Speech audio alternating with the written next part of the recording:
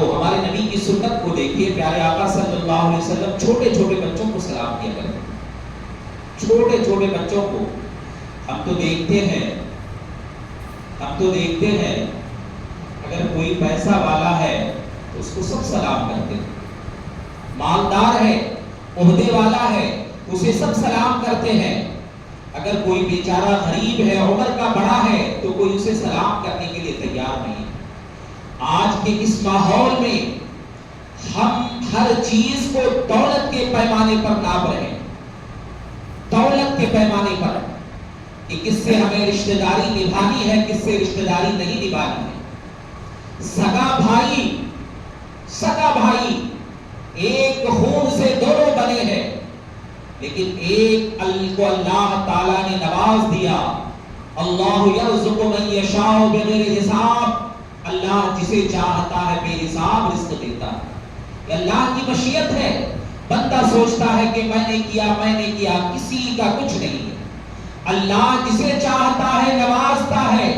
تو اللہ تعالیٰ نے اس بندے کو نواز دیا, تو ایسی صورت میں وہ بندہ جو مال والا ہو گیا ہے, وہ اپنے سگے بھائی کو بھی احترام کی نگاہ سے دیکھنے کے لیے تیار نہیں.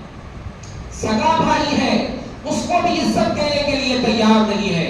حالانکہ اللہ کے رسول صلی اللہ علیہ وسلم کی حدیث پاک کا خلاصہ ہے کہ جو اپنے بڑے کی عزت کرتا ہے, اللہ تعالیٰ اسے عزت سے نواز دیتا ہے.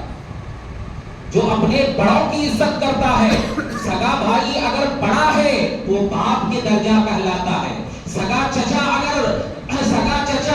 آپ کا ہے, آپ کے بھائی, آپ کے والد کا انتقال ہو گیا ہے, تو اللہ کے رسول صلی اللہ علیہ وسلم کی حدیث پاک ہے کہ چچا کا مرتبہ باپ کے برابر ہوا کرتا ہے. چچا کا مرتبہ باپ کے برابر ہوا کرتا ہے. لیکن آج کا یہ ایسا ماحول ہے, اللہ ہی ہم سب پر رحم فرمائے, کہ ہم نے سب کچھ کا پیمانہ صرف مال کو بنا دیا. صرف مال کو ہم نے اپنا پیمانہ بنا لیا ہے.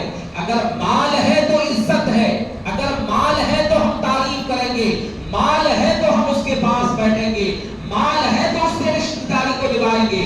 اگر مال نہیں ہے تو ہم رشتہ داری نبھانے کے لیے تیار نہیں ہیں.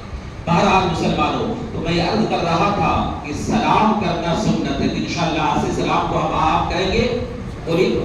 کچھ آپ بولے, کچھ میں بولوں تو مزہ آتا ہے. انشاءاللہ آج سے ہم ایک دوسرے کو سلام کریں گے. اور یاد رکھو, اللہ کے رسول صلی اللہ علیہ وسلم کی حدیث پاک ہے کہ اگر دلوں سے نفرت کو مٹانا ہے تو سلام کو آپ کرو. دل میں ہے نا بغض, حسد, کینہ, یہ ہم چمکا کر کے آئے نا, ہمارے دل میں کیا کیا ہے وہ اللہ ہی بہتر جانتا ہے. یہ دل میں کیا ہے وہ اللہ ہی بہتر جانتا ہے. اسی لیے اللہ کے رسول صلی اللہ علیہ وسلم نے ارشاد فرمایا کہ اللہ تمہارے چہروں کو نہیں دیکھتا ہے, تمہارے دل کو دیکھتا ہے. اس کو اللہ کی نظر تمہارے چہرے پر نہیں ہے, تم اپنے ظاہر کو کتنا چمکا لو اس کو اللہ نہیں دیکھتا ہے, اللہ تمہارے دل کو دیکھتا ہے کہ تم کون سا دل لے کر کے آئے ہو, تمہارے دل میں کتنی صفائی ہے. آج ہمارے کپڑے پر تھوڑا دھبا لگ جائے تو اس کو صاف کرنے کے لیے ہم بہت زیادہ کوششیں کرتے ہیں کہ ہمارے ظاہر پر دھبا لگ گیا ہے, لیکن ہمارے دل پر کون سا دھبا لگا ہے. حسد کا دھبا ہے, کینے کا دھبا ہے, بغض کا دھبا ہے, ایک دوسرے سے عداوت کا دھبا ہے. نہ جانے کون سا دھبا ہمارے دل پر لگا ہوا ہے, ہماری اس پر قدر نہیں ہے. اور اگر یہ دھبے والے دل کو لے کر کے رب کی بارگاہ میں جھکو گے تو یاد رکھو اللہ تعالیٰ تمہاری ایسی عبادتوں کو بھی قبول نہیں فرمائے گا. عبادتوں پر ناز کرنے والوں سنو, اگر عبادتیں بارگاہ خداوندی میں قبول کروانا ہے تو سب سے لازم یہی ہے کہ ہم اپنے دل کو صاف کریں. جب یہ دل صاف رہے گا تو ہم اپنی پیشانی رب کے بارگاہ میں جھکائیں گے تو یقین جانو یہی نماز ہم بھی پڑھ رہے ہیں, ہمارے بزرگان دین بھی پڑھا کرتے تھے. قرآن تو کہہ رہا ہے ان الصلاۃ تنہی عن الفحشاء والمنکر, نماز بے حیائی سے روکتی ہے, برائی سے روکتی ہے. ایک طرف ہم دیکھ رہے ہیں نماز کا پنجگانہ نماز کا پابند بنتا ہے, دوسری طرف بندہ جھوٹ بھی بول رہا ہے، غیبت بھی کر رہا ہے، چغلخوری بھی کر رہا ہے، شراب نوشی تک کر رہا ہے، بندہ فجر کی نماز باجماعت پڑھتا ہے لیکن دن میں رات کے اندھیرے میں وہ شراب بھی پیتا ہے۔ اللہ اکبر اللہ اکبر۔ تو نماز اس کو برائی سے کیوں نہیں روک رہی ہے؟ اس کی وجہ یہی ہے کہ ہم نے ظاہری نماز پڑھ لیا ہے، اپنے دل کو صاف نہیں کیا۔ اگر دل کو صاف کر کے اللہ کے حضور سجدہ کریں گے تو ہمارا سجدہ آئے گا جانے والا نہیں ہے۔ اس کا یہ مطلب نہیں نکال لینا شیطان ہمارا کھلا ہوا دشمن ہے، شیطان ہمارا کھلا ہوا دشمن ہے۔ آپ اور ہم نماز پڑھ رہے ہیں اور ہم برائیاں بھی کر رہے ہیں تو اس ایسی صورت میں شیطان ہمیں فوراً بہکائے گا کہ دیکھو تم نماز پڑھ رہے ہو پھر بھی یہ سودی کاروبار میں لگے ہوئے ہو، تو ایسی نماز سے تمہیں کیا فائدہ؟ نعوذ باللہ، شیطان دل میں ڈالے گا۔ تو ہر فوراً اسی وقت لا حول ولا قوت الا باللہ پڑھ لینا۔ یہ شیطان کا بہکاوا ہے، یقیناً رب کا فرمان سچا ہے سچا ہے سچا ہے۔ ایک نہ ایک دن ہماری عبادت ہمیں گناہوں سے ضرور روک دے گی۔ تو میں عرض کر رہا تھا سلام کرنا سنت ہے اور سلام کا جواب دینا کیا ہے؟ بولو، واجب ہے۔ کیا ہے؟ واجب ہے، یعنی ضروری ہے۔ اگر نہیں دیں گے تو گناہگار ہو جائیں گے۔ اور میں گاؤں کا رہنے والا ہوں، میں کوئی بڑے شہر کا رہنے والا نہیں ہوں۔ گاؤں دیہات میں چپکلشیں بہت ہوا کرتی ہیں، ایک دوسرے سے عداوتیں بہت ہوا کرتی ہیں، تھوڑی تھوڑی زمین کے لیے جھگڑے ہو جایا کرتے ہیں۔ میں گاؤں کا رہنے والا ہوں، گاؤں کے ماحول کو اچھی طرح سے جانتا ہوں۔ تو اس چپکلش کو لے کر کے ایک دوسرے سے اللہ کے رسول صلی اللہ علیہ وسلم نے ارشاد فرمایا جو مومن ایک بندے سے 3 دن تک بول چال بند کر دے تو اللہ تعالیٰ اس کے اوپر سے اپنی رحمت کو اٹھا لیتا ہے۔ 3 دن کتنا؟ آج ہمارا حال کیا ہے کہ سگا بھائی تھوڑے سے معاملات اگر بگڑ جائے تو سالوں بول چال بند کر دیتے ہے کہ نہیں ماحول؟ تو ہمیں چاہیے کہ یہ دنیا فانی ہے، کب ہمارا ٹکٹ بک ہو جائے تو ہم نہیں جانتے۔ دیکھیے بیچارے ہمارے ہارون بھائی صاحب بڑے مخلص آدمی ہیں، بڑی محبتوں سے ملا کرتے ہیں۔ ابھی امام صاحب کے ذریعہ معلوم ہوا کہ جمعہ کے دن ہی ان کی اہلیہ محترمہ کا انتقال پرملال ہو گیا۔ اللہ تعالیٰ کی بارگاہ میں دعا ہے کہ اللہ تعالیٰ ان کے صغائر کو معاف فرمائے اور اللہ تعالیٰ ان کی قبر کو روشن فرما دے۔ حاضرین محترم، تو میں عرض کر رہا تھا کہ ایک دوسرے کے ساتھ ہم سلام کو عام کریں، اور سلام سے کتنا بڑا فائدہ ہے۔ اللہ کے رسول صلی اللہ علیہ وسلم کی بارگاہ میں ایک صحابی رسول حاضر ہوتے ہیں، عرض کرتے ہیں یا رسول اللہ صلی اللہ علیہ وسلم میرے گھر میں برکت نہیں۔ آج بے برکتی کا رونا ہم سب روتے ہیں، تو انہوں نے عرض کیا یا رسول اللہ ہمارے گھر میں برکت نہیں ہے، پریشان حال ہوں، کوئی ایسا وظیفہ بتا دیجئے جس کی وجہ سے اللہ تعالی ہمارے رزق میں برکت عطا فرما دے۔ آج رزق کی تنگی کا معاملہ ہم کہاں کہاں پیش کرتے نظر آتے ہیں، تو یہاں وہاں نہیں، جس نبی کی ہم میلاد منا رہے ہیں اس نبی کے فرمان پر آج سے اگر عمل ہم شروع کر دیں گے تو انشاءاللہ رب تعالیٰ ہمارے گھر میں برکت کا نزول فرمائے گا۔ آقا دو جہاں صلی اللہ علیہ وسلم نے اس صحابی رسول سے ارشاد فرمایا اے میرے جانثار جب بھی گھر میں جایا کرو، غور سے سننا، جب بھی گھر میں جایا کرو تو گھر میں جانے کے بعد جب دروازہ کھولو تو پہلا کام یہ ہے کہ گھر والوں کو سلام کیا کرو۔ کیا کرنا کام ہے؟ بولو یار، سلام کرنا۔ ابھی زبان ابھی بھی نہیں کرے، کیا کرنا پہلا کام؟ سلام کرنا۔ گھر میں آج ہمارا حال یہ ہے کہ شوہر بیوی کو سلام نہیں کرتے، عیب سمجھتے، یہ عیب نہیں ہے، یہ عیب نہیں ہے، ہماری جہالت ہے۔ کیا ہے؟ ہماری جہالت ہے۔ ہم اپنے جاہل ہونے کا ثبوت دے رہے ہیں کہ ہم اپنی شریک حیات کو سلام نہیں کر رہے۔ بیوی ہم کو سلام کرنا، ہم کیسے اس کو سلام کریں گے؟ یہ ہماری غلط سوچ ہے۔ تو پہلا کام کیا ہے کہ گھر میں جیسے ہی داخل ہو پہلا کام ہم گھر والوں کو سلام کریں، اور دوسرا کام یہ ہے کہ اللہ کے رسول صلی اللہ علیہ وسلم پر درود بھیجیں صلی اللہ علیہ وسلم۔ اور تیسرا کام یہ ہے کہ ایک مرتبہ سورہ اخلاص قل هو اللہ احد پڑھ رہے. کتنے کام کرنا ہے؟ 3 کام. آج سے کریں گے انشاءاللہ. جب بھی گھر میں داخل ہوں گے کیا کریں گے؟ گھر والوں کو سلام کریں گے. دوسرا کام نبی علیہ الصلوۃ والتسلیم پر درود بھیجیں گے. اور تیسرا کام یہ ہے کیا کریں گے؟ بولے میں بول گیا ایک مرتبہ سورہ اخلاص پڑھیں گے انشاءاللہ. کریں گے نا؟ پڑھیں درود پاک. اللہم صلی علی سیدنا و شفیعنا و حبیبنا و نبینا و مولانا محمد بارک وسلم. صلو علیہ صلاۃ و سلام علیک یا رسول اللہ. صلو علیہ صلاۃ و سلام علیک یا نبی اللہ.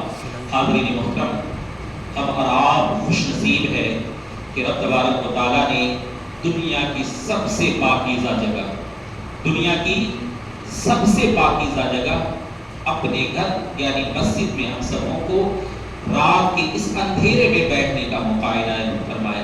کہیے الحمدللہ. الحمدللہ. کیا بولیے؟ الحمدللہ. جب اللہ کی کوئی نعمت ہمیں ملے تو کیا کہنا بولنا ہے بھائی؟ الحمدللہ. اللہ کی نعمت ہے کہ نہیں؟ گاؤں میں اتنی آتی ہے اور ابھی تو ہوں گے نا، ہوں گے کہ نہیں؟ سب کو آنے کی اللہ توفیق نہیں دیتا. سب کو آنے کی اللہ توفیق نہیں دیتا.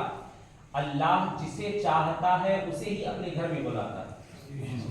تو اللہ آپ سے ہم سے راضی ہے تبھی تو رات کے اندھیرے میں ہمیں بلایا ہے، اور اس کی بات کے لیے نہیں، کسی لیڈر اور سیاستدان کی بات کے لیے نہیں، بلکہ اپنے نبی کی بات کو سننے کے لیے بلایا ہے. جس نبی کے صدقے میں اللہ تعالیٰ نے سارے جہان کو بنایا، اسی نبی کی بات کو سننے کے لیے ہمیں اکٹھا فرمایا ہے. تو اللہ کا شکر بجا لائیے کہ رب تبارک و تعالیٰ نے رات کے اس اندھیرے میں ہمیں اور آپ کو اپنے گھر میں بلا کر کے اپنے نبی کی بات سننے کا موقع عنایت فرمایا. الحمدللہ. حاضرین محترم، رسول کائنات صلی اللہ علیہ وسلم کے پیارے دیوانوں، ہمیں اور آپ کو چاہیے کہ ہم اپنے پیارے رسول صلی اللہ علیہ وسلم پر کثرت کے ساتھ درود کا وظیفہ بنا لیں. کس چیز کا؟ یہ ایک ایسا عمل ہے جو قبول ہی قبول ہے. ہم نماز پڑھتے ہیں، قبول ہو یا نہ ہو رب جانتا ہے.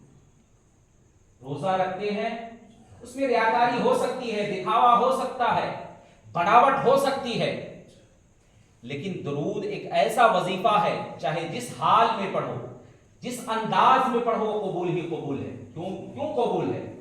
اس لیے کہ یہ وہ عمل ہے جو اللہ خود کر رہا ہے اور اللہ کے معصوم فرشتے بھی کر رہے ہیں. اور رب تعالیٰ حکم کس کو دے رہا ہے؟ ایمان والوں کو. کس کو؟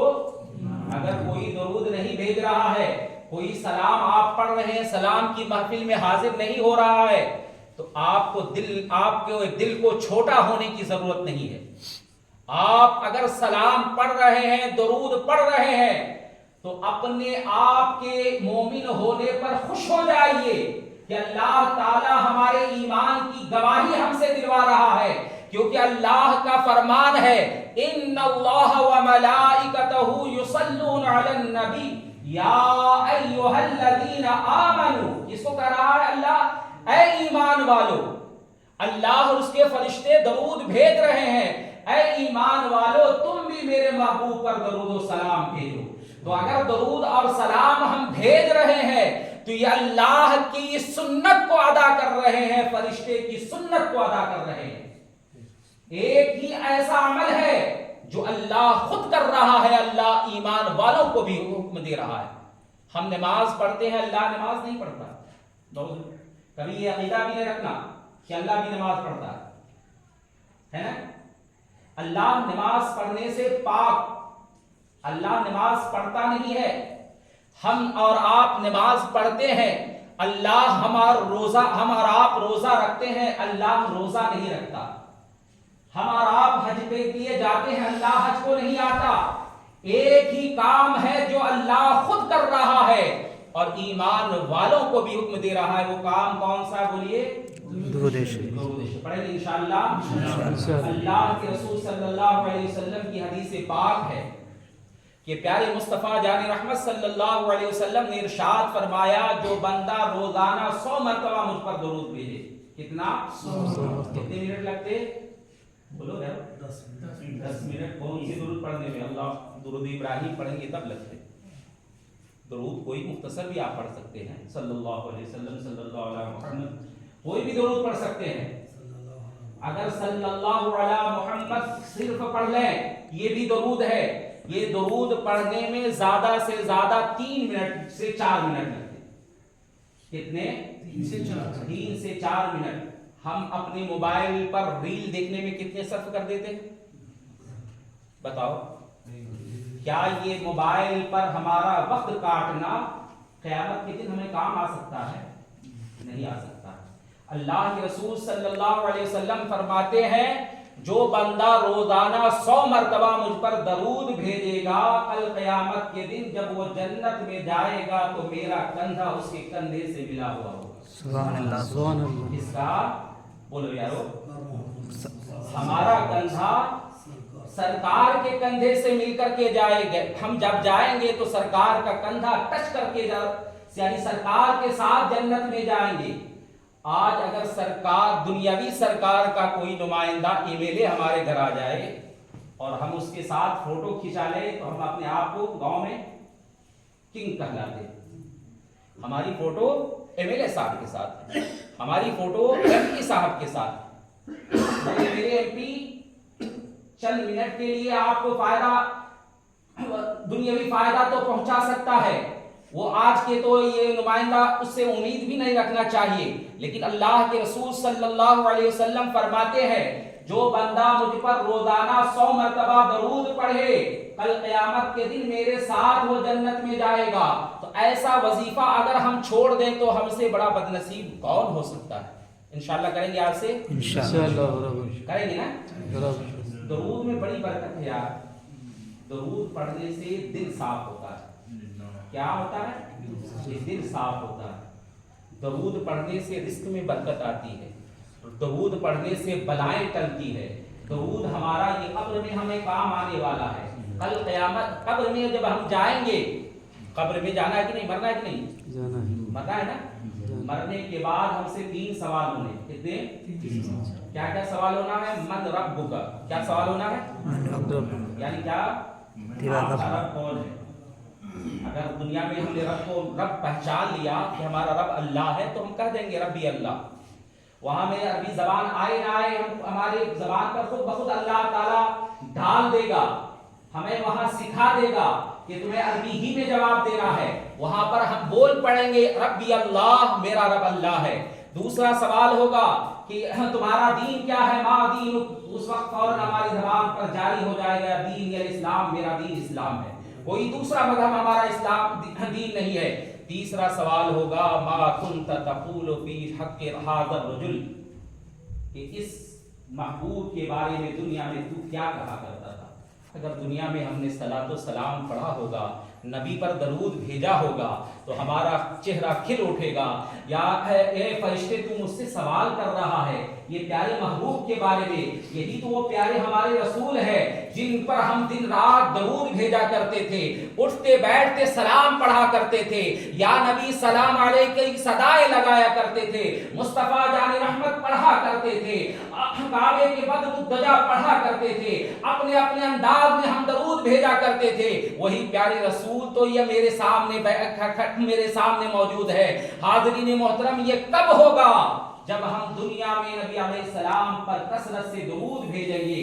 اس لیے کہ اللہ کے رسول صلی اللہ علیہ وسلم نے ارشاد فرمایا قیامت کے دن سب سے زیادہ میرے قریب وہ ہوگا جو دنیا میں مجھ پر کثرت سے درود بھیجنے والا. سبحان اللہ. قیامت کے دن سب سے زیادہ قریب میرے وہ ہوگا جو دنیا میں مجھ پر کثرت سے درود پڑھنے والا ہوگا. تو ہمیں اور آپ کو چاہیے کہ کثرت کے ساتھ درود بھیجا کرے. درود پاک اللہ اکبر اللہ اکبر ایک ایسا وظیفہ ہے. ایک بزرگ گزرے ہیں، انہوں نے ایک کتاب لکھی ہے دلائل الخیرات. کیا کتاب کا نام ہے؟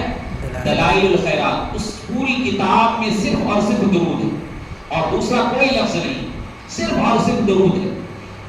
تو صاحب جزولی جب ان کا انتقال ہوا تو 70 سال کے بعد ان کی لاش کو نکالا گیا. کتنے سال کے بعد؟ آج ہمارا حال کیا ہے کہ تیسرے دن ہمارے جسم ہمارے جسم کا کیا ہوگا اللہ ہی بہتر جانتا ہے۔ 70 سال کے بعد ان کے جسم اطہر کو نکالا گیا کسی وجہ سے، تو اللہ اکبر، ان کا جسم پورا صحیح سالم تھا، کفن پر میل دھبا تک نہیں لگا تھا، یہاں تک کہ موت سے پہلے جو انہوں نے داڑھی کے وہ کچھ حصے کو بنوایا تھا وہ بالکل لگ رہا تھا کہ ابھی انہوں نے بنوایا ہے۔ اللہ اکبر اللہ اکبر، اتنا بڑا اعزاز انہیں کیوں ملا؟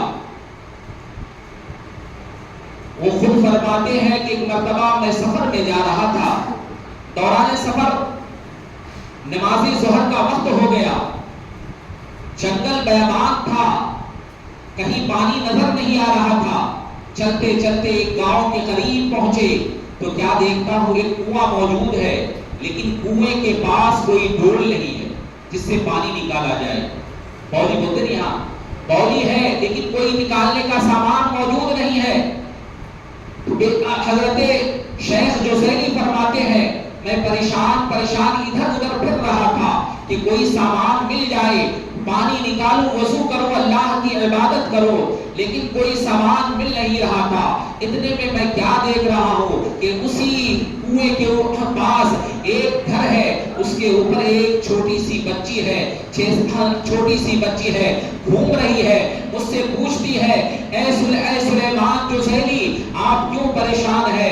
تو اللہ اکبر، میں نے کہا کہ میں اسی لیے پریشان ہوں کہ مجھے کوئی سامان مل جائے تاکہ پانی نکالوں، وضو کر لو۔ سلیمان جوزیلی رحمت اللہ علیہ نے جب یہ ارشاد فرمایا تو اس بچی نے کہا اے سلیمان، آپ اللہ کے اتنے بڑے محبوب بندے، ہزاروں لوگ آپ کے مرید، اور ایک پانی آپ سے نہیں نکل پا رہا ہے، آپ اتنے بڑے اللہ کے مقرب ہے، بغداد کے چپا چپا میں آپ کا شہرہ ہے، لیکن آپ سے یہ کام نہیں ہو رہا ہے۔ اللہ اکبر۔ سلیمان جوزیلی فرماتے ہیں جب اس بچی نے یہ جملہ مجھ سے کہا میرا دل چھلنی چھلنی ہو جاتا ہے۔ اس کے بعد بچی نے کہا اے سلیمان رک جائیے، میں ابھی آپ کے لیے پانی کا انتظام کرتی ہوں۔ وہ بچی جاتی ہے اور کنویں میں تھوکتی ہے۔ سلیمان جوزیلی فرماتے ہیں کہ میں پریشان ہو گیا کہ ابھی تھوک پانی کے اندر نہیں گیا ہے، پانی خود بخود اوپر آ جاتا ہے، یہاں تک کہ بچی کہتی ہے اے سلیمان تم وضو کر لو اور اللہ کی عبادت کر لو۔ تو حضرت سلیمان جوزیلی نے کہا اے بچی، اللہ کی عبادت بعد میں کروں گا، پہلے تم تو یہ بتاؤ کہ اللہ تعالیٰ نے تجھے یہ مرتبہ کیسے عطا کیا؟ تو اس بچی نے کہا اے سلیمان، یہ بات بھی کوئی پوچھنے کی ہے، یہ مرتبہ کیسے ملتا ہے؟ تم جیسا بندہ مجھ سے پوچھ رہا ہے۔ اللہ اکبر اللہ اکبر۔ اس بچی نے کہا اے سلیمان جوزیلی، یہ مرتبہ کسی اور سے طریقے سے نہیں ملا ہے بلکہ نبی علیہ السلام پر درود بھیجنے کی وجہ سے ملا۔ درود ایک چھوٹی معصوم بچی جس کا وظیفہ بن گیا تھا، اٹھتے بیٹھتے درود پڑھا کرتی تھی، رب تعالیٰ نے اس کے زبان میں اتنی تاثیر عطا کر دیا کہ تھوک دیا پانی کے اندر، کنویں کے اندر، تو کنویں کے اندر کا پانی باہر آ جاتا ہے۔ حضرت سلیمان جوزیلی وضو کر لیتے ہیں اور اسی وقت ارادہ کر لیتے ہیں کہ میں اللہ کے رسول صلی اللہ علیہ وسلم کی حمد و ثنا کے لیے، آپ کی تعریف کے لیے ایک کتاب لکھوں گا، اور وہ کتاب لکھتے ہیں جس کو لوگ دلائل الخیرات کے نام سے جانتے ہیں۔ آج بھی جتنے سلسلے والے ہیں، جو پڑھے لکھے لوگ ہیں سلسلے میں، وہ اس کتاب کا ورد ضرور کرتے ہیں۔ اس میں 7 ابواب بانٹے گئے ہیں، روزانہ ایک باب پڑھا کرتے ہیں، جس میں صرف اور صرف درود ہے اور کچھ بھی نہیں ہے۔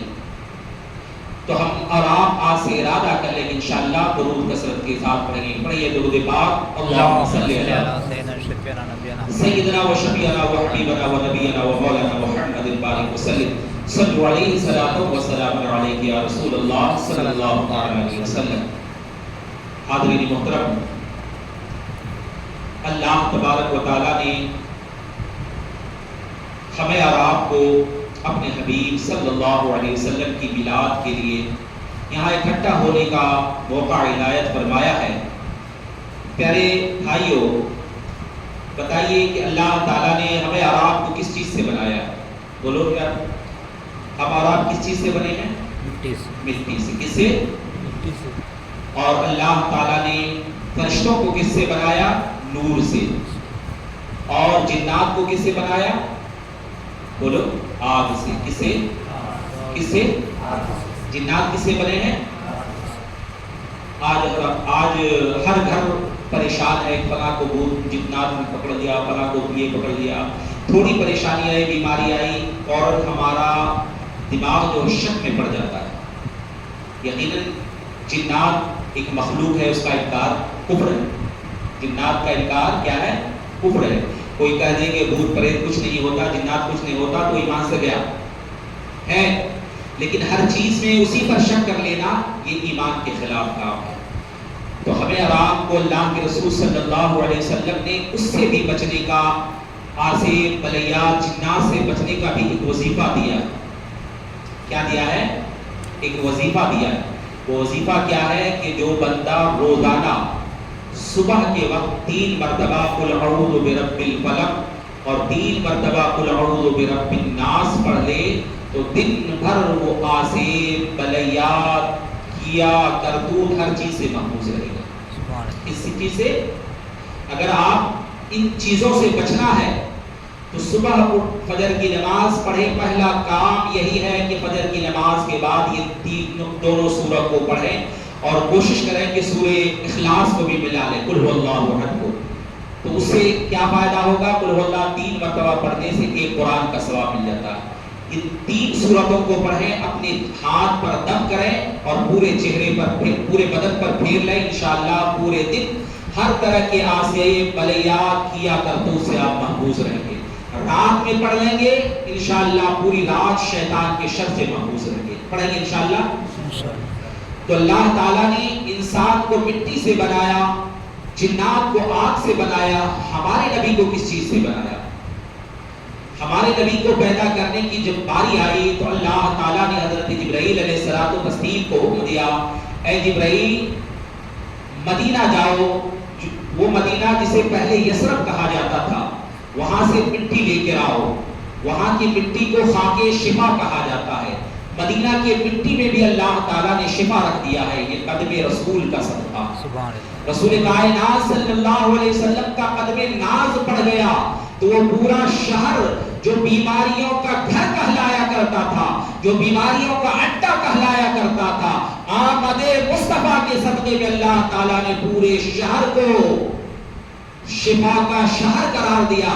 ابھی دنیا کا ایک ریسرچ ہوا ہے تو دنیا کے ریسرچ کرنے والوں نے اسی سال بتایا ہے کہ پوری دنیا میں سب سے زیادہ محفوظ اگر کوئی شہر ہے تو وہ شہر مدینہ ہے بلاؤں سے۔ یہ کس وجہ سے ہے؟ وہ رسول پاک صلی اللہ علیہ وسلم کے وہاں پر رہنے کی وجہ سے ہے کہ آقا دو جہاں صلی اللہ علیہ وسلم جہاں جلوہ افروز ہیں، اللہ تعالیٰ نے اس پورے شہر کو بیماریوں سے، بلاؤں سے محفوظ کر دیا ہے۔ حاضرین محترم، تو رسول کائنات صلی اللہ علیہ وسلم کو جب بنانے کی باری آئی تو رب تبارک و تعالیٰ نے حضرت جبرائیل علیہ الصلوۃ والتسلیم کو حکم دیا، اے جبرائیل جاؤ اور خاک شفا مدینے سے لے کر کے آؤ۔ حضرت جبرائیل علیہ الصلوۃ والتسلیم جاتے ہیں، مدینہ طیبہ کی مٹی لے کر کے آتے ہیں اور آقا دو جہاں صلی اللہ علیہ وسلم کو بنانے کے لیے مٹی بارگاہ خداوندی میں پیش کی جاتی ہے۔ پھر اللہ تعالیٰ حکم دیتا ہے، اے جبرائیل فوراً آسمان پر جاؤ اور جنت سے مشک لاؤ، کافور لاؤ، سنبل لاؤ اور کوثر و سلسبیل کے پانی لے کر کے آؤ۔ اللہ کی بارگاہ میں حضرت جبرائیل علیہ السلام عرض کرتے ہیں، میرے مولا تو نے ہم سے مٹی بھی منگوا لیا، کافور بھی منگا لیا، مشک بھی منگوا لیا، زعفران بھی منگا لیا، کوثر و سلسبیل بھی منگوا لیا، اس سے تو اپنے حبیب کے کن اعضاء کو بنائے گا؟ تو رب تعالیٰ نے ارشاد فرمایا، اے جبرائیل تو نے پوچھ لیا ہے تو سنو، مٹی سے میرے محبوب کا جسم بنایا جائے گا اور میرے محبوب کے جسم میں جو خون ہوگا وہ مشک کا ہوگا۔ کس کا؟ دنیا کا مشک نہیں، جنت سے جو مشک لایا گیا ہے، دنیا والے اسے نبی کے جسم سے نکلا ہوا خون کہیں گے، لیکن جبرائیل سنو، حقیقت میں وہ جنت کا مشک ہوگا۔ اور میرے نبی کے سر اطہر پر جو بال ہوں گے اور آپ کے داڑھی پر جو بال ہوں گے، دنیا والے اسے بال کہیں گے، لیکن حقیقت میں وہ سنبل ہوگا۔ سنبل گھاس کو کہا جاتا ہے، وہ جنت کے گھاس ہوں گے۔ اور رسول پاک صلی اللہ علیہ وسلم کی جو ہڈیاں ہیں وہ کافور سے جنت کی بنائی گئی، اور آقا دو جہاں صلی اللہ تعالی علیہ وسلم کے لبہائے مبارکہ سے جو تھوک نکلتے ہیں، وہ دنیا کہتی ہے اسے تھوک، لیکن اصل میں وہ جنت کا پانی ہے جو کوثر و سلسبیل کہلاتا ہے۔ حاضرین محترم، اتنے اعزاز کے ساتھ اللہ تعالیٰ نے اپنے محبوب کو بنا کر کے اس دنیا میں بھیجا۔ دنیا میں تشریف لاتے ہیں تو دنیا میں جب تشریف لاتے ہیں، علماء فرماتے ہیں کہ پیارے آقا صلی اللہ تعالیٰ علیہ وسلم جب اس خاکدان گیتی پر تشریف لائے تو حضرت آمنہ فرماتی ہے کہ میں نے دیکھا کہ سب سے پہلے پیارے مصطفیٰ نے سجدہ کیا۔ سبحان اللہ۔ کیا کیا؟ سب سے پہلے کون سا کام کیا؟ سجدہ کیا۔ اور دوسرا کام یہ کیا کہ اپنی شہادت کی انگلی کو آسمان کی طرف کیا اور کہنا شروع کر دیا، اشہد ان لا الہ الا اللہ۔ تو اللہ تبارک و تعالیٰ کو اپنے محبوب کی یہ دونوں ادا بہت پسند آئی، اپنے محبوب کی یہ دو ادا بہت پسند آئی۔ تو اللہ اکبر، اسی لیے کلمہ طیبہ کے ذکر کو افضل ذکر قرار دیا گیا ہے۔ افضل الذکر لا الہ الا اللہ۔ سب سے بہترین اگر کوئی ذکر ہے تو کلمہ طیبہ لا الہ الا اللہ کا ہے۔ یہ ذکر پڑھوں وہ ذکر پڑھوں نہیں، نبی نے جو ذکر ہمیں دیا ہے پہلے اس ذکر کو اپناؤ۔ نبی نے ہمیں ذکر دیا، کلمہ طیبہ کو پڑھو۔ یہ ذکر سب سے افضل ذکر کیوں کہلایا؟ اس لیے کہ افضل الانبیاء محمد مصطفیٰ صلی اللہ علیہ وسلم نے اپنی زبان سے پہلی مرتبہ نکالا تو اللہ تعالیٰ نے اسے سب سے بہترین ذکر قرار دیا۔ اور اللہ کے نبی صلی اللہ علیہ وسلم نے سب سے پہلے دنیا میں آ کر سجدہ کیا تو اللہ تعالیٰ کو سب سے افضل اگر کوئی عبادت میں جگہ اللہ کو محبوب ہے تو سجدے کی جگہ موجود ہے۔ اسی لیے اللہ کے رسول صلی اللہ علیہ وسلم نے ارشاد فرمایا، اپنا سجدہ لمبا کیا کرو۔ تنہا میں جب نماز پڑھو تو سجدہ لمبا کیا کرو، کیونکہ سجدے کی حالت میں بندہ اللہ سے سب سے زیادہ قریب ہوتا ہے۔ سجدے کی حالت میں بندہ اللہ سے سب سے زیادہ قریب ہوتا ہے۔ اس لیے سجدے کی حالت میں لوگ جو دعائیں کیا کرتے ہیں وہاں پر اخلاص ہوتا ہے، للہیت ہوتی ہے، بندہ ہوتا ہے، رب ہوتا ہے، بندہ رب کے سامنے گر گرا رہا ہوتا ہے، دنیا کو دکھانے کے لیے نہیں بلکہ وہ اپنی آہ کو بھی نکالتا ہے تو صرف اللہ کے لیے نکالتا ہے۔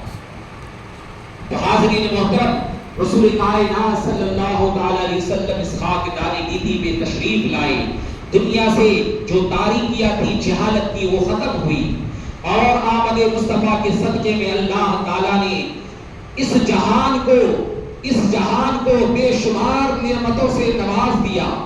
رسول کائنات صلی اللہ علیہ وسلم کے پیارے دیوانوں، پیارے مصطفیٰ جان احمد صلی اللہ علیہ وسلم جس گھڑی پیدا ہوئے، آپ کے دادا جان کیا نام ہے؟ معلوم ہے؟ عبد المطلب۔ کیا نام ہے؟ عبد المطلب۔ ہمارے نبی کے والد کا نام کیا ہے؟ عبداللہ۔ کیا نام ہے؟ عبداللہ۔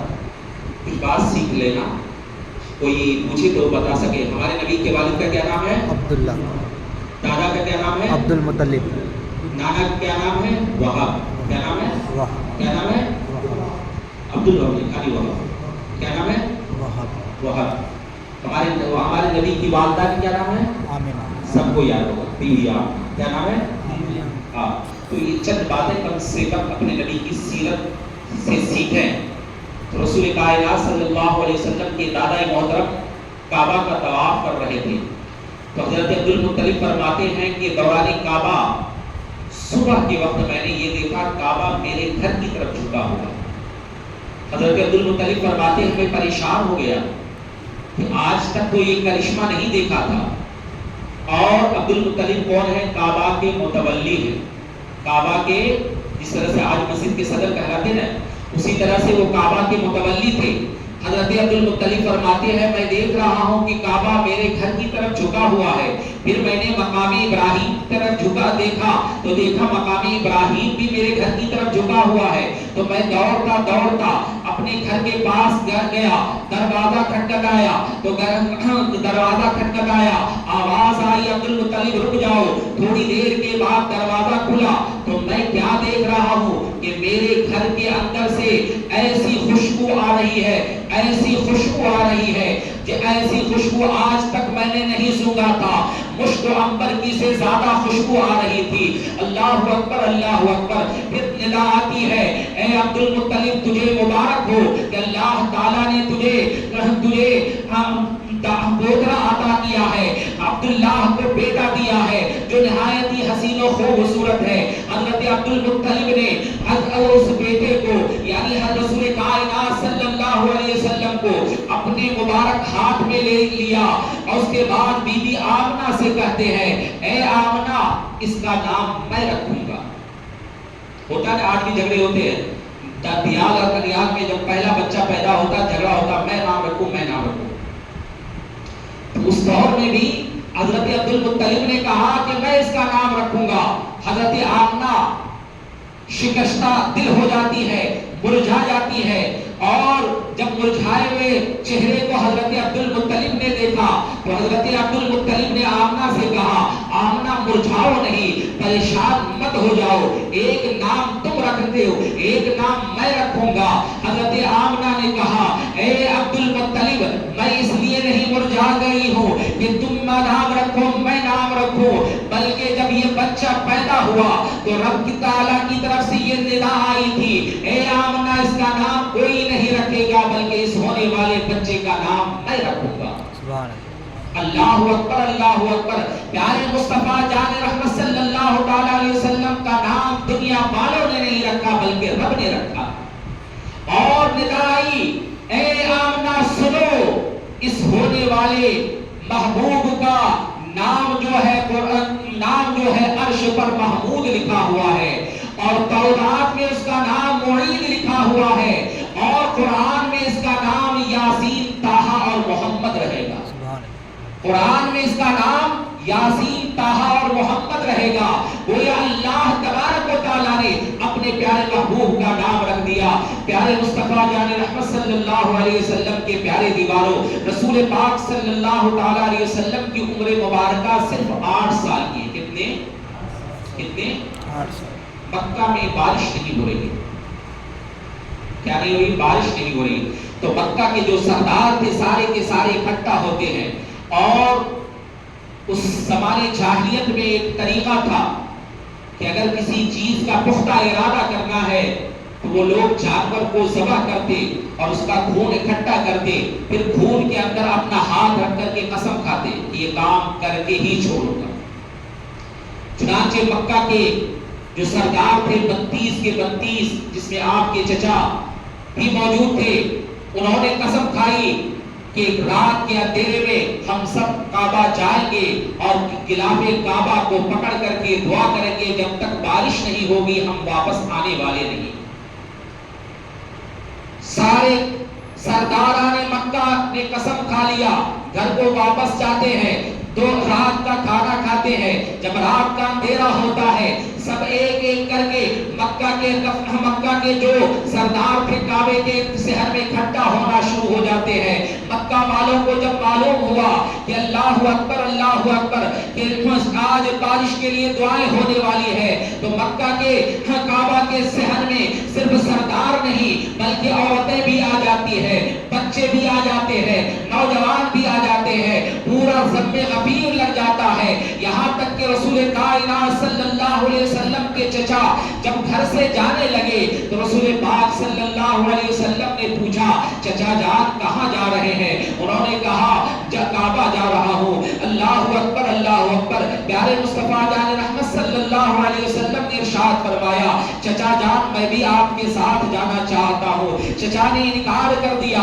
1 مرتبہ انکار کیا, 2 مرتبہ انکار کیا. جب بار بار بچہ کسی کو ضد کرتا ہے تو ماں باپ اس کو ساتھ لے جاتے ہیں. چچا جان نے ساتھ لے لیا. آقا دو جہاں صلی اللہ علیہ وسلم چچا کے ساتھ جاتے ہیں. سارے سرداریان قریش کعبہ کے اطراف میں کھڑے ہو جاتے ہیں. رسول کائنات صلی اللہ علیہ وسلم چھوٹے ہیں, 8 سال کی عمر ہے.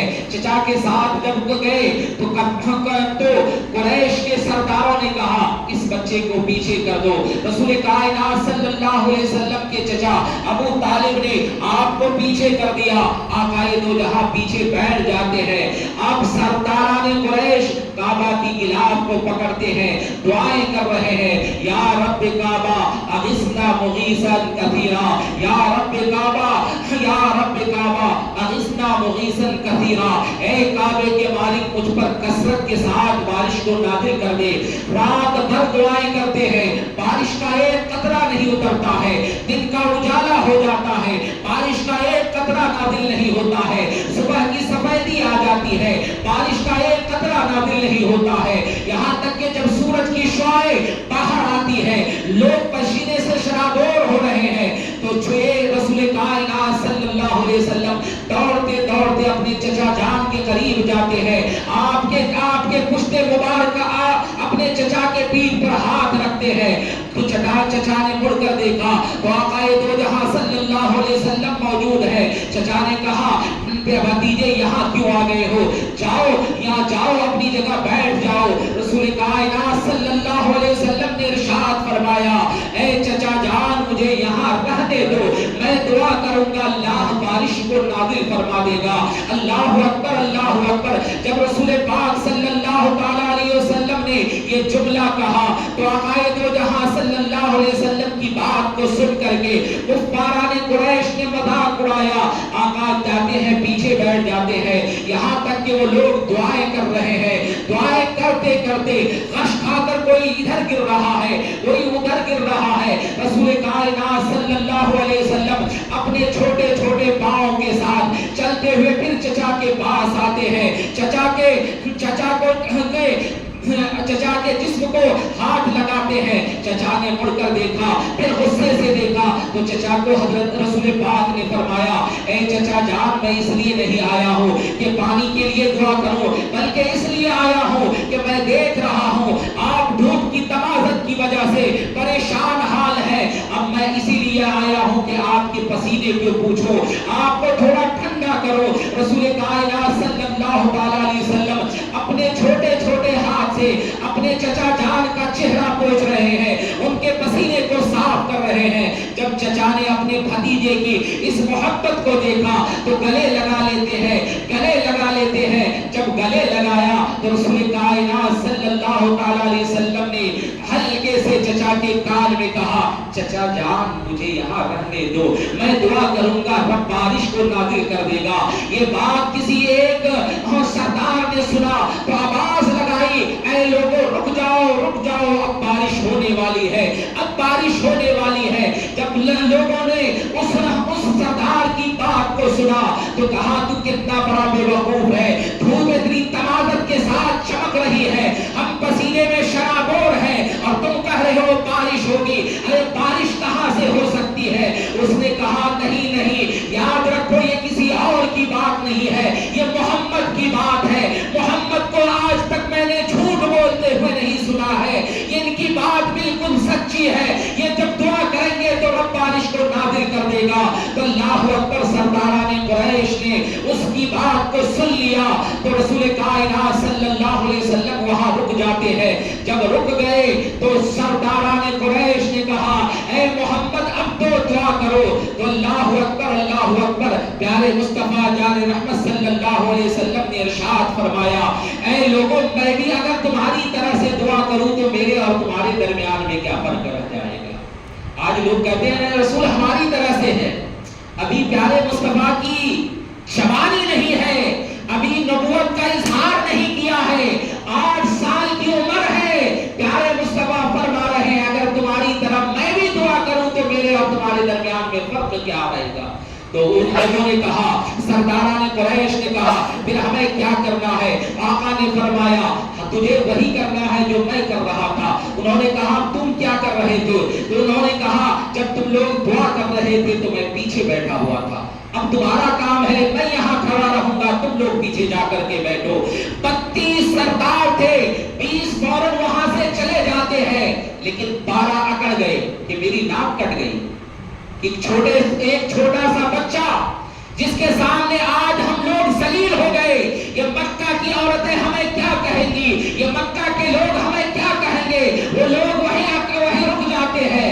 तो रसूल पाक सल्लल्लाहु अलैहि वसल्लम के पास एक चादर थी, उन्होंने आका ने अपने कंधे पर लिया और कह दिया, ऐ लोगों, अगर तुम यहाँ से नहीं गए तो मोहम्मद अगर यहाँ से चला गया तो क़यामत तो आ सकती है, लेकिन अल्लाह ताला यहाँ पर बारिश का एक कतरा नादिल नहीं फरमाएगा।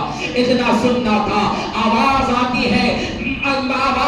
है उधर से, ऐ लोगों वापस आ जाओ, वरना तुम्हारी बीवियां बेवा हो जाएंगी, तुम्हारे बच्चे भूख से मर जाएंगे। वो लोग सब के सब वहां से 12 के 12 चले जाते हैं।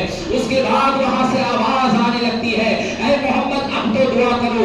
रसूल कायनात सल्लल्लाहु अलैहि वसल्लम ने दुआ के लिए हाथ नहीं उठाया। ए आशिकों सुनो, मुस्तफा के मकाम को सुनो। प्यारे मुस्तफा जान रहमत सल्लल्लाहु अलैहि वसल्लम ने अपने चेहरे मुबारका को हल्का सा आसमान की तरफ किया।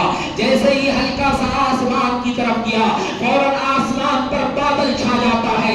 लोग खुश हो जाते हैं कि अब तो बारिश होगी। प्यारे मुस्तफा जान रहमत सल्लल्लाहु अलैहि वसल्लम ने हल्का सा आसमान की तरफ देखा था। रब ताला ने पूरे मक्का में बादल को छा दिया। उसके बाद मुस्तफा जान रहमत सल्लल्लाहु अलैहि वसल्लम ने थोड़ा और ज्यादा ऊपर की तरफ देखा। अब झिमझिम बारिशें हो रही है, बारिश के कतरात नादिल हो रहे हैं। प्यारे मुस्तफा जान रहमत सल्लल्लाहु अलैहि वसल्लम ने और ज्यादा आसमान की तरफ अपने चेहरे को उठाया। अब मौसलाधार बारिश हो रही है, पूरा मक्का जलथल हो जाता है। अब मक्के के लोग काबा के पास से जा रहे हैं और जाते जाते कह रहे हैं, मोहम्मद आ गए हैं, मोहम्मद आ गए, रब ने हम पर बारिश को नादिल कर दिया। अल्लाहु अकबर, अल्लाहु अकबर। जब प्यारे मुस्तफा जान रहमत सल्लल्लाहु अलैहि वसल्लम ने अपने पूरे चेहरे को उठाया, गैब से आवाज आती है, ए प्यारे हबीब, आपने चेहरे को क्यों उठाया? उंगली का इशारा भी कर देते तो हम मक्का को पानी से जलथल कर देते। ये मकाम है मुस्तफा जान रहमत सल्लल्लाहु अलैहि वसल्लम का।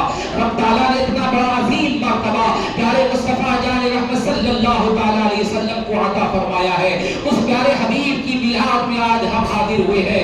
आदरीन मोहतरम, मिलाद मुस्तफा मनाना सबको नसीब नहीं होता है। रसूल कायनात सल्लल्लाहु अलैहि वसल्लम के दीवानों, इमाम मारूफ करशी रहमतुल्लाह अलैह आज से 600 साल पुराने बुजुर्ग हैं। कितने साल?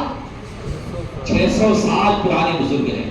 वो फरमाते हैं, अगर मेरे पास सोने के पहाड़ के बराबर भी, क्या उहुद के पहाड़ के बराबर भी सोना होता, मक्का मदीने तैयबा में एक पहाड़ है, बहुत लंबा चौड़ा पहाड़ है, उस पहाड़ के बराबर भी अगर मेरे पास सोना होता तो मैं मिलाद मुस्तफा पर खर्च कर देता।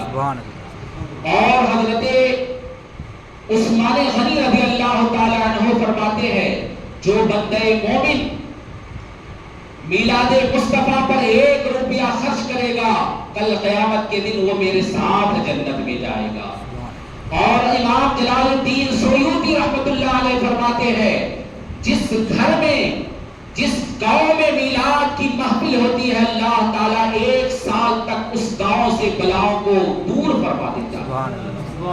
हाज़रीन मोहतरम, तो मिलाद की महफिल जिस घर में की जाती है, आज तो माहौल खत्म हो गया, आज भी हम लोगों के इलाके में कोई भी खुशी हो या गम हो, बगैर मिलाद के वो महफिल, बगैर मिलाद पढ़े हुए वो महफिल इख्तिताम पजीर हो ही नहीं सकती। किसी की मैयत हो गई, यहाँ मैयत हुए तो तीसरे दिन सिर्फ खाना खिला देते। हमारे यहाँ पहले मिलाद की महफिल होती, मिलाद किसी आलिम को बुलाया, नबी की सीरत को सुनवा दिया, इसी का नाम मिलाद है। मिलाद में गाना बाजा नहीं होता। ये मिलाद को जो हराम लोग कहते हैं, अरे मिलाद हराम कैसे हो सकता है, मिलाद हराम कैसे हो सकता है? मिलाद में पढ़ा क्या जाता है? कुरान की तिलावत होती है, नाते रसूल होता है, नबी की सीरत को बयान किया जाता है। अब اتنے دیر سے آپ اور ہم مسجد میں سن رہے ہیں، کیا یہاں پر کوئی ایک غیر شرعی بات ہوئی ہے؟ کیا بات کیا جا رہا ہے؟ کیا بات یہاں ہو رہی ہے؟ یہی ہو رہی ہے جو نبی نے ہمیں بتایا ہے۔ نبی کے فرمان کو سنایا جاتا ہے، نبی کی سیرت کو بتایا جاتا ہے، تاکہ لوگوں کے اندر نبی کی سیرت کو سننے کے بعد اس پر عمل کرنے کا جذبہ پیدا ہو جائے۔ جب تک ہم سنیں گے نہیں، اور یاد رکھو نبی کی سیرت کو وہی اپنا سکتا ہے جس کے دل میں عشق ہوگا۔ جب تک عشق نہیں ہوگا کوئی نبی کی سیرت کو اپنا نہیں سکتا۔ نبی کی سیرت کو اپنانے سے پہلے عشق مصطفیٰ کو پیدا کرنا ہوگا۔ حاضرین محترم، تو ہمیں ہر آپ کو چاہیے کہ پیارے مصطفیٰ جان رحمت صلی اللہ تعالی علیہ وسلم کی آمد کے موقع پر زیادہ سے زیادہ آقا دو جہاں صلی اللہ علیہ وسلم پر درود کی محفلیں، قرآن کی تلاوتیں اور لوگوں میں کھانا وغیرہ کا تقسیم کرنا، یہ سب اچھے اعمال ہیں۔ برے اعمال سے پرہیز کریں اور نبی علیہ الصلوۃ والتسلیم کی سیرت پر کما حق کا عمل کرنے کی کوشش کریں۔ اللہ تبارک و تعالی ہم سب کو عمل کی توفیق رفیق عطا فرمائے۔ حاضرین محترم، رسول کائنات صلی اللہ تعالی علیہ وسلم کی سیرت طیبہ کہ ایک پہلو اور ذہن میں آیا کہ پیارے آقا صلی اللہ علیہ وسلم کو ابھی عمر شریف صرف 7 سال کی، آنکھ کی بیماری ہو گئی۔ آنکھ میں خوب پانی آتا ہے، بچوں کو، بڑوں کو بھی آتا ہے، تو بار بار پانی آ رہا تھا۔ آپ کے دادا جان نے بہت سارا علاج کروایا لیکن کوئی افاقہ نہیں ہوا، تو لوگوں نے بتایا کہ عبد المطلب مکہ کے فلاں پہاڑی پر چلے جاؤ، وہاں ایک راہب رہا کرتا ہے۔ راہب یعنی پہلے دور میں لوگ پہاڑوں میں جا کر صرف اللہ کی عبادت کیا کرتے تھے، اللہ کیا کرتے تھے، اس کو راہب کہا جاتا ہے۔ حضرت عبد المطلب اپنے پوتے کی اس بیماری کو دیکھ کر پریشان تھے۔ لمبا سفر تھا، پتھروں سے بھرا ہوا سفر تھا، بڑا مشکل کا سفر تھا۔ اپنے پوترے یعنی رسول کائنات صلی اللہ علیہ وسلم کو اپنے کندھے پر لے سوار کر کے، کبھی پیدل چلا کر کے، لمبا سفر کر کے اس کے راہب کے کٹیے کے پاس، اس کے گرجا گھر کے پاس، اس کے عبادت خانے کے پاس پہنچتے ہیں تو کیا دیکھتے ہیں؟ عبادت خانہ بند ہے۔ آواز لگاتے ہیں، اب آپ کوئی دروازہ کھولنے والا نہیں ہے۔ بار بار دروازہ کو کھٹکھٹایا گیا تو وہ دروازہ کھولنے کے لیے تیار نہیں ہے، کیونکہ اس راہب نے منت مان لیا تھا کہ 2 دن تک میں کسی سے بات نہیں کروں گا، 2 دن تک کوئی چیز نہ کھاؤں گا نہ پیوں گا، صرف اپنے رب کی عبادت میں لگا رہوں گا۔ جب بار بار دروازہ کھٹکھٹایا گیا تو انہوں نے دروازہ نہیں کھولا، تو اتنے میں راہب دوڑتا ہوا اپنے دروازے کو کھولتا ہوا باہر آتا ہے اور آواز لگاتا ہے، اے لوگوں زلزلہ آ گیا، زلزلہ آ گیا۔ حضرت عبد المطلب کہتے ہیں یہاں پر تو کوئی زلزلہ نہیں ہے، یہاں تو کوئی زمین ہل نہیں رہی ہے، تو زلزلہ زلزلہ پکار رہا ہے۔ اس نے کہا ہاں میرے عبادت خانے میں زلزلہ آ گیا تھا۔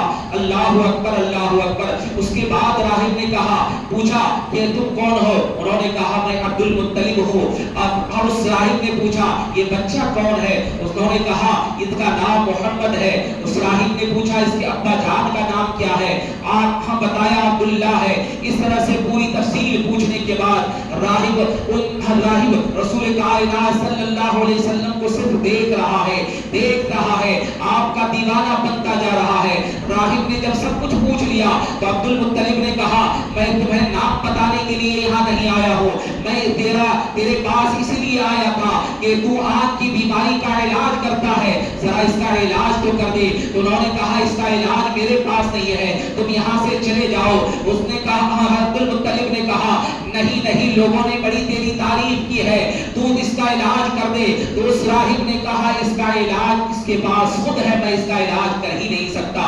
تو راہب اس کو عبد المطلب نے کہا کہ بتاؤ اس کا علاج اس کے پاس کیا ہے؟ تو راہب نے کہا کہ اپنے پوترے کو کہو کہ اپنا تھوک اپنے ہاتھ پر نکالے اور اپنے آنکھ پر لگائے، اللہ تعالیٰ فوراً شفا دے دے گا. جیسے ہی رسول کائنات صلی اللہ علیہ وسلم نے اپنے لعاب اطہر کو اپنے ہاتھ میں ڈالا، فوراً راہب لیتا ہے، اپنے جسم پر ملنا شروع کر دیتا ہے، اپنے چہرے پر ملنا شروع کر دیتا ہے، ایک قطرہ بھی وہاں نہیں چھوڑتا ہے. عبد المطلب نے کہا تو نے تو یہ کہا تھا تو اس کے تھوک کو اپنے جسم پر مل رہا ہے. راہب نے کہا تو اسے تھوک دیکھ رہا ہے، میں اسے جنت کے کوثر و سلسبیل کا پانی دیکھ رہا ہوں. تو اے عبد المطلب تو اسے پوتنا سمجھ رہا ہے، میں اسے نبیوں کا سردار سمجھ رہا ہوں. تیری آنکھ اس کے ظاہری جسم کو دیکھ رہی ہے، میں اس کے پورے باطن کو دیکھ رہا ہوں. پھر عبد المطلب نے کہا کہ راہب بتاؤ اس کا علاج تو کیا ہے. انہوں نے کہا کہ اے عبد المطلب اپنے پوترے کو کہو کہ اپنے تھوک کو اپنی آنکھ میں لگائے، فوراً آرام ہو جائے گا. رسول کائنات صلی اللہ علیہ وسلم نے اپنے لعاب اطہر کو اپنے آنکھ میں لگایا، اللہ تعالیٰ نے فوراً شفا یابی عطا فرما دیا. حاضرین محترم، یہ کام کیوں ہوا؟ تاکہ دنیا والا کوئی یہ نہ کہہ سکے کہ میں محمد کا طبیب ہوں، محمد کا فلاں ڈاکٹر تھا، محمد کا فلاں استاد تھا. دنیا والوں کو یہ کہنے کا موقع نہ ملے کہ فلاں نے محمد صلی اللہ علیہ وسلم کا علاج کیا تھا. دنیا کے سارے طبیبوں کے طبیب میرے مصطفیٰ ہے، دنیا کے سارے استادوں کے استاد میرے مصطفیٰ ہے. محمد کا کوئی استاد نہیں. محمد کو اگر کسی نے سکھایا ہے تو اللہ نے سکھایا ہے. الرحمن علم القرآن، رحمان نے اپنے محبوب کو قرآن سکھایا ہے. حاضرین محترم، رسول کائنات صلی اللہ تعالی علیہ وسلم ابھی دنیا میں آئے نہیں، آپ کے والد محترم کا انتقال ہو گیا. آپ کے والد محترم دنیا سے چلے گئے. تھوڑے دنیا میں آپ نے زندگی گزاری، آپ کے والدہ کا انتقال ہو گیا. تھوڑے دن کے بعد دادا کا انتقال ہو گیا. تھوڑے دن کے بعد چچا کا انتقال ہو گیا. یعنی جو ظاہری اسباب ہیں جس کے ذریعہ جس کے ذریعہ بچوں کی سرپرستی ہوا کرتی ہے، جس کی سرپرستی میں آ کر کے بچہ پروان چڑھا کرتا ہے، ظاہری جتنے اسباب تھے اللہ تعالیٰ نے سارے اسباب کو دنیا سے ختم کر دیا اور دنیا والوں کو بتا دیا، اے دنیا والوں یاد رکھ لینا کہ میرے محبوب کا، میرے مصطفیٰ کا دنیا میں کوئی سرپرست نہیں ہے. میرے محمد کا دنیا میں کوئی اس کو پروان چڑھانے والا نہیں ہے. اگر پروان چڑھانے والی ذات ہے تو صرف اللہ کی ذات ہے. اس محبوب کی اللہ تعالیٰ نے ہم سبوں کو امت بنایا. ہم اپنے آپ پر فخر کریں. حضرت موسیٰ علیہ الصلوۃ والتسلیم کو اللہ تعالیٰ نے کلیم بنایا. کیا کلیم کے معنی کیا آتا ہے؟ اللہ سے ڈائریکٹ بات کرنے والا. جب بھی بات کرنا ہوتا حضرت موسیٰ کوہ طور پر تشریف لے جاتے، اللہ سے بات کر لیا کرتے تھے، اللہ سے بات کر کے تشریف لے آیا کرتے تھے. تو اللہ کے محبوب بندے حضرت موسیٰ علیہ السلام و تسلیم نے بارگاہ خداوندی میں عرض کیا، میرے اللہ تو نے مجھے اپنا کلیم بنایا ہے تو گویا مجھ کو دنیا میں سب سے زیادہ فوقیت دے دیا ہے. اور رب تعالیٰ نے ارشاد فرمایا، موسیٰ تو میرا کلیم ضرور ہے لیکن ایک میرا حبیب بھی ہے، اور حبیب کا مرتبہ کلیم پر بڑا ہوا کرتا ہے. کلیم کہتے ہیں اسے، جو کلیم کہا جاتا ہے اسے جو اللہ کی محبت میں اللہ کو یاد کرے، اور حبیب اسے کہا جاتا ہے جو کہ اللہ اس کو یاد کرے. اللہ محمد کو یاد کر رہا ہے، کلیم موسیٰ اللہ کو یاد کر رہے ہیں، اس لیے حبیب کا مرتبہ کلیم پر عظیم ہوا کرتا ہے. یعنی تمام نبیوں کے سردار کی امت میں اللہ تعالیٰ نے ہم سبوں کو پیدا ہونے کا شرف عطا فرمایا. الحمدللہ. تو ہمارا بھی فریضہ ہے کہ اس نبی کی جو سب سے پیاری عبادت ہے، وہ کون سی عبادت ہے بتائیے؟ نماز. کیا ہے؟ نماز کا نام سنتے ہی حلق سے کے نیچے آواز نہ جائے، کیونکہ ہم اللہ کے گھر میں آتے ہی نہیں. اللہ کے گھر میں آتے تو دل کھول کر کہتے نماز، اللہ کے گھر میں آتے تو دل کھول کے کہتے نماز۔ اللہ کے رسول صلی اللہ علیہ وسلم نے ارشاد فرمایا قرۃ عینی فی الصلاۃ، نماز میرے آنکھوں کی ٹھنڈک ہے۔ اگر اپنے محبوب کی آنکھوں کی ٹھنڈک بننا چاہتے ہو، اپنے محبوب کو خوش رکھنا چاہتے ہو تو نمازوں کی پابندی کرو، مسجد آباد رکھو گے، مسجد میں آؤ گے تو مسجد کے امام صاحب کا بھی خیال ہوگا، تو کیا ہوگا، کون ہے کون نہیں یہ پہچانتے نہیں، جمعہ آئیں گے کیا ہماری ملاقات ہوگی، نماز سے بد جگانہ میں نہیں، کھیت میں رہتے ہیں، کھلیان میں رہتے ہیں، بازار میں رہتے ہیں، کم سے کم کوشش تو یہ کریں ایک ٹائم مسجد میں حاضر ہو جائیں، ایک ٹائم حاضری اگر لگائیں گے تو آپ مسجد کی بھی قدر کرنے والے بنیں گے، اپنے امام کی بھی قدر کرنے والے بنیں گے۔ امام کی قدر کیجئے، امام آپ کے لیے ایک رحمت بن کر کے آئے ہیں۔ اہل یاد رکھیں اس دور میں سچے عقیدے کے امام کا ملنا بڑا مشکل کام ہو گیا ہے، امام مل جائیں گے لیکن عقیدے والا امام ملنا بہت مشکل کام ہو گیا ہے۔